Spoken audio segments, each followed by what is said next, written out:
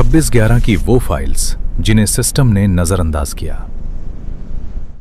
नवंबर 2008 की वो सर्द शाम जब मुंबई की रौनक हमेशा की तरह अपने शबाब पर थी। मरीन ड्राइव पर टहलते लोग, कोलाबा के कैफे में बैठी भीड़ और ताज होटल की जगमगाहट। किसी ने सपने में भी नहीं सोचा था कि अगले कुछ घंटे भारत के इतिहास के सबसे खौफनाक और काले अध्याय बनने वाले हैं। गेटवे ऑफ इंडिया के पास ठंडी लहरों के बीच से गुजरती वो छोटी सी रबर की कश्ती सिर्फ 10 आतंकियों को नहीं, बल्कि मौत का वो नंगा नाच लेकर आई थी जिसने पूरी दुनिया को हिलाकर रख दिया। लेकिन आज हम उस आतंकी हमले की कहानी नहीं सुनाएंगे जिसे आपने न्यूज़ चैनलों पर देखा है। आज हम उस कड़वे और डरावने सच से पर्दा उठाएंगे जिसे सिस्टम की फाइलों में कहीं गहरी धूल के नीचे दबा दिया गया। क्या होगा अगर मैं आपको बताऊं कि 26/11 का यह हमला कोई अचानक हुआ हादसा नहीं था?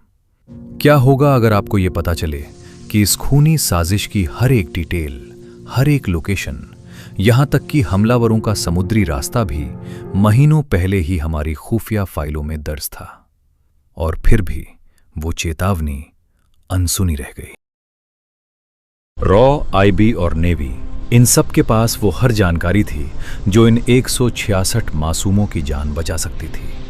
लेकिन फिर भी एक अनसुनी चेतावनी ने पूरे देश को लहूलुहान कर दिया। आज हम उस इकोसिस्टम ऑफ फेलियर की गहराई में उतरेंगे। कहानी शुरू होती है हमले से लगभग 7 महीने पहले, मई 2008 में। भारत की बाहरी खुफिया agency research and analysis wing को एक ऐसा इंटरसेप्ट मिलता है जो किसी सामान्य खतरे जैसा नहीं था। पाकिस्तान में बैठे लश्कर-ए तैयबा के आका कुछ बड़ा प्लान कर रहे थे। शुरुआती रिपोर्ट्स धुंधली थीं, लेकिन जून आते आते सिग्नल साफ होने लगे। रॉ ने एक रिपोर्ट जारी की जिसमें बताया गया कि समुद्री रास्ते का इस्तेमाल करके कुछ संदिग्ध लोग भारत में घुसने की फिराक में हैं। लेकिन उस वक्त भारत का खुफिया तंत्र बिखरा हुआ था।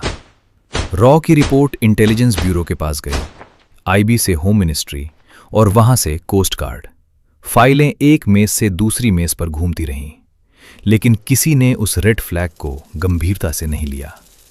क्या हमारे अफसर उस वक्त सो रहे थे, या फिर उन्हें लगा कि समंदर की लहरों को पार करना नामुमकिन है?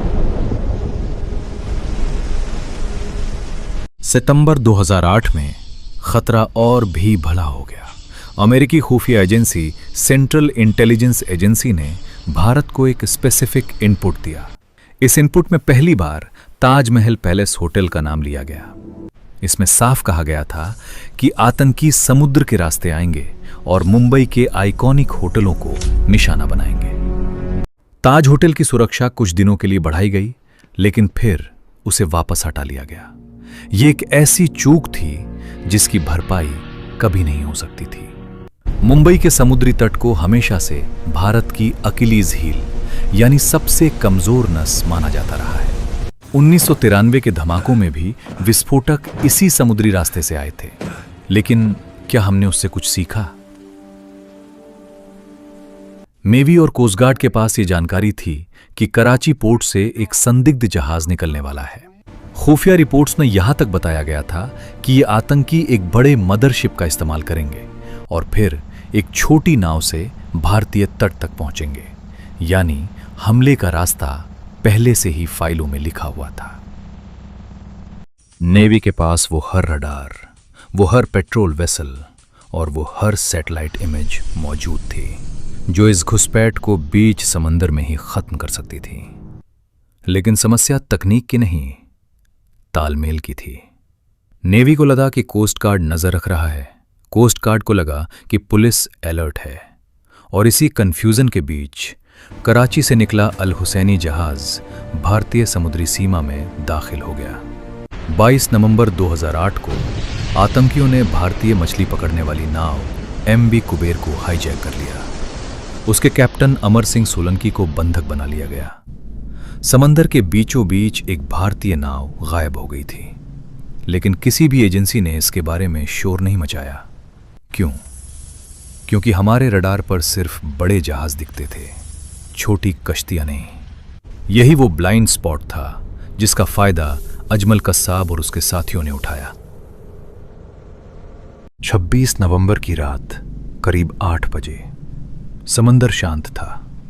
एमवी कुबेर मुंबई के तट से कुछ मील दूर रुकी। आतंकियों ने अमर सिंह सोलंकी की बेरहमी से हत्या कर दी और एक छोटी रबर डिंगी में सवार होकर बडवर पार्क के तट की ओर बढ़ गए। कल्पना कीजिए उस रात के मंजर की, जब कोलाबा के कुछ स्थानीय मछुआरों ने उन अजनबी लड़कों को नाव से उतरते देखा।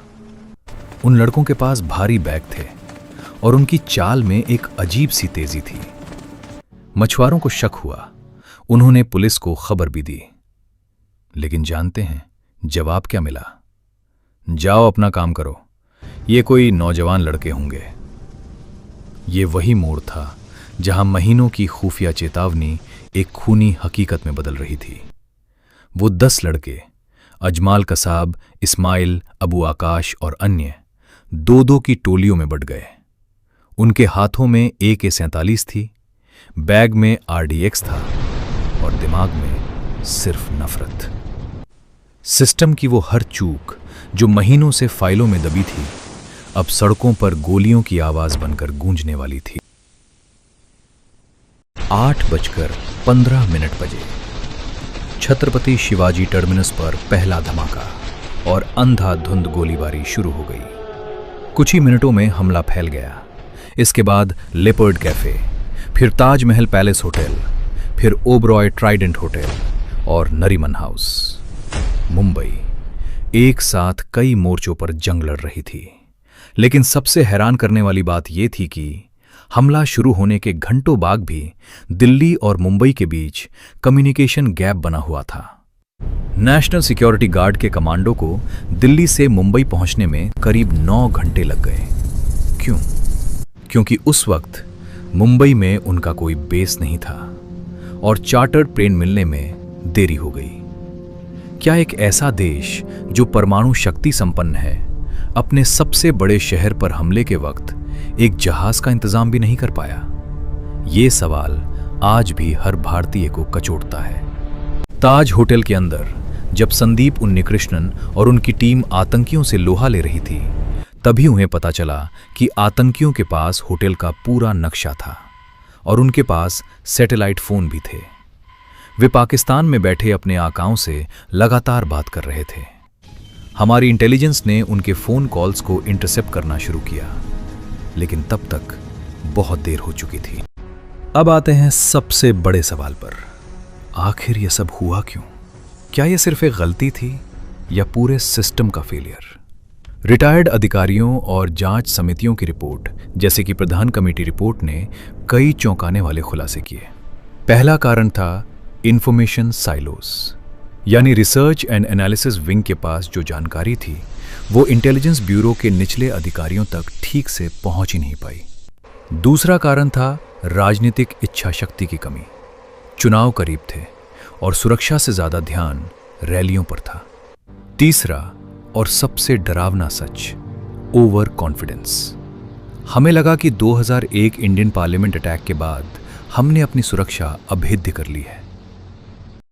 हमने मान लिया कि आतंकी सिर्फ सड़क या ट्रेन के रास्ते आएंगे और हमने देखना ही छोड़ दिया उस विशाल समंदर को जो 3 तरफ से हमें घेरे हुए है। क्या आपको पता है कि हमले से ठीक 2 महीने पहले एक ऐसी स्पेसिफिक रिपोर्ट आई थी जिसमें कहा गया था कि समुद्री रास्ते से आने वाले आतंकी ताजमहल पैलेस होटल को ब्लास्ट कर देंगे, लेकिन ये रिपोर्ट होम मिनिस्ट्री की दराज में पड़ी रह गई। अगर उस दिन कोस्ट गार्ड के सिर्फ 2 जहाज ताज के सामने तैनात होते तो शायद अजमल कसाब कभी किनारे तक नहीं पहुंच पाता। 166 लोग मारे गए, सैकड़ों घायल हुए, लेकिन उसी अंधेरे में कुछ ऐसे नाम भी थे जिन्होंने अपनी जान देकर मुंबई को बचाने की कोशिश की। तुकाराम ओम्बले जैसे सिपाही ने अपनी छाती पर गोलियां खाकर कसाब को जिंदा पकड़ा और हेमंत करकरे, विजय सालस्कर और अशोक कामटे जैसे जाबाज अफसर इस लड़ाई में शहीद हो गए। इन लोगों ने अपनी बहादुरी से सिस्टम की नाकामियों को ढकने की कोशिश की, लेकिन क्या उन अफसरों पर कोई कार्रवाई हुई? जिन्होंने खुफिया चेतावनियों को कचरे के डिब्बे में डाल दिया था? जवाब है नहीं। कुछ इस्तीफे हुए, कुछ कमेटियां बनी, लेकिन असल जवाबदेही कभी तय नहीं हुई। आज भी जब 2008 मुंबई अटैक्स की बरसी आती है तो मोमबत्तियां जलती हैं, भाषण होते हैं, लेकिन उन फाइलों का सच आज भी बंद कमरों में कैद है। इस हमले के बाद नेशनल इन्वेस्टिगेशन एजेंसी बनी, मैरीटाइम सिक्योरिटी को सुधारा गया और नेट गार्ड जैसे प्रोजेक्ट्स शुरू हुए। लेकिन क्या आज हम दावे से कह सकते हैं कि एक और 2008 मुंबई अटैक नहीं होगा? आज भी भारत के समुद्री तटों पर हजारों ऐसी नावें हैं जिनमें ट्रैकिंग डिवाइस नहीं है। आज भी खुफिया एजेंसियों के बीच तालमेल की वो रियल टाइम कमी दिखाई देती है। और दुश्मन अब सिर्फ बंदूक लेकर नहीं आता, वो अब साइबर हमले और ड्रोन के जरिए आता है। 26/11 का वो जख्म आज भी हरा है। ये सिर्फ एक आतंकी हमला नहीं था, बल्कि हमारे उस अंधे भरोसे की मौत थी कि सब ठीक है, जबकि हकीकत की फाइलें चीख चीख कर कह रही थीं कि सब कुछ तबाह होने वाला है। इतिहास गवाह है कि जब जब देश की सुरक्षा को राजनीति और ब्यूरोक्रेसी की फाइलों में उलझाया गया है, तब तब मासूमों का खून बहा है। 2008 मुंबई अटैक्स की वो चेतावनी कोई पहेली नहीं थी, वो एक साफ संदेश था जिसे हमने अहंकार में आकर अनदेखा कर दिया। आज गेटवे ऑफ इंडिया के सामने खड़ा ताजमहल पैलेस होटल फिर से जगमगा रहा है, लेकिन उसकी दीवारों में आज भी उन गोलियों के निशान छिपे हैं। वो निशान हमें याद दिलाते हैं कि इंटेलिजेंस सिर्फ जानकारी जुटाना नहीं है, बल्कि उस जानकारी पर समय रहते एक्शन लेना है। क्योंकि जब सिस्टम सोता है तो पूरा शहर जागकर अपनों की लाशें गिनता है। 26/11 की उन अनसुनी चेतावनियों को कभी मत भूलिएगा, क्योंकि जो राष्ट्र अपने इतिहास की गलतियों को भूल जाता है, उसे वही इतिहास दोबारा दोहराने की सजा मिलती है। और शायद आतंक की उस रात की सबसे बड़ी त्रासदी ये नहीं थी कि दुश्मन जीत गया, बल्कि ये थी कि हमें पता था कि वो आ रहा है, फिर भी हमने दरवाजा खुला छोड़ दिया।